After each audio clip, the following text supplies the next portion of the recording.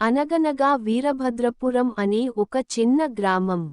ఆ గ్రామంలో గంగయ్య అనే ఒక ముసలివాడు తన కొడుకు శ్రవణ్, కోడలు శారదతో కలిసి ఒక చిన్న ఇంట్లో ఉండేవాడు.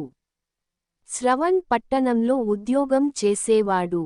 అతను నెలకు ఒక్కసారి మాత్రమే ఇంటికి వచ్చేవాడు. మిగతా రోజుల్లో గంగయ్య, శారద ఇద్దరే ఇంట్లో ఉండేవారు.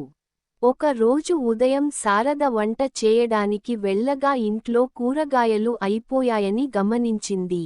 అయ్యో, కూరగాయలు లేవు, బజారుకు వెళ్ళి తీసుకువస్తాను అని అనుకుని గంగయ్య దగ్గరకు వెళ్ళి, మావయ్య, కూరగాయలు అయిపోయాయి, నేను బజారుకు వెళ్ళి తీసుకువస్తాను, మీరు జాగ్రత్తగా ఉండండి అని చెప్పి బయలుదేరింది.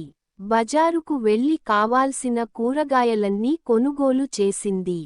అక్కడ కొంతమంది గ్రామస్థులు, మన ఊరిలో రాత్రిళ్ళు ఒక దయ్యం తిరుగుతుందట అని మాట్లాడుకుంటున్నారు. ఆ మాటలు శారద చెవిలో పడ్డాయి.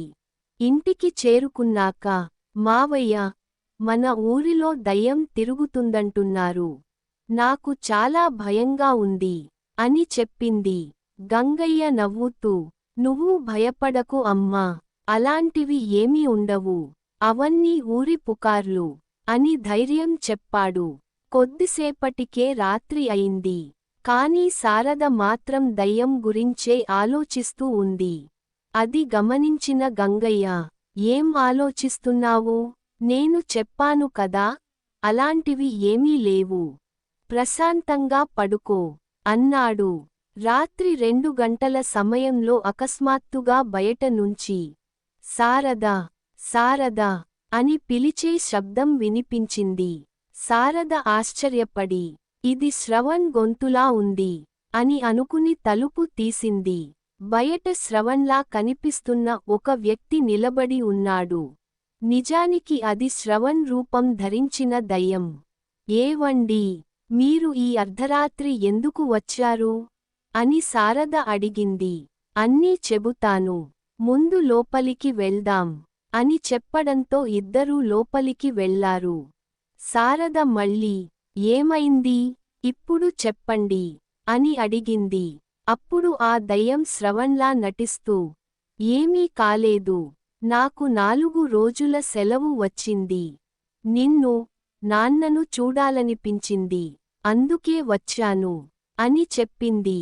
అప్పుడు గంగయ్య, సరే, ఇప్పుడు అందరూ పడుకోండి అన్నాడు. కాని గంగయ్యకు అనుమానం వచ్చింది. నిజంగా సెలవు వచ్చి ఉంటే పగలే వచ్చేవాడు, ఇంత అర్ధరాత్రి ఎందుకు వచ్చాడు అని మనసులో అనుకున్నాడు. మరుసటి రోజు ఉదయం గంగయ్య, శ్రవణ్, బయటకు రా నాన్నా, నీతో మాట్లాడాలి అని పిలిచాడు. కాని శ్రవణ్ రూపంలో ఉన్న దయ్యం బయటకు రాలేదు. ఎందుకంటే అది రాత్రిపూట మాత్రమే సంచరించగలదు. కొద్దిసేపటికి ఆ దయ్యం తన అసలు భయంకరమైన రూపంలోకి మారిపోయింది.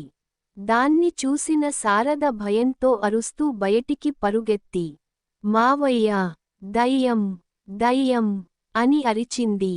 గంగయ్య ప్రశాంతంగా, భయపడకు, అది ఇంకా ఇంట్లోనే ఉంది, బయటకు రాలేదు అని చెప్పాడు.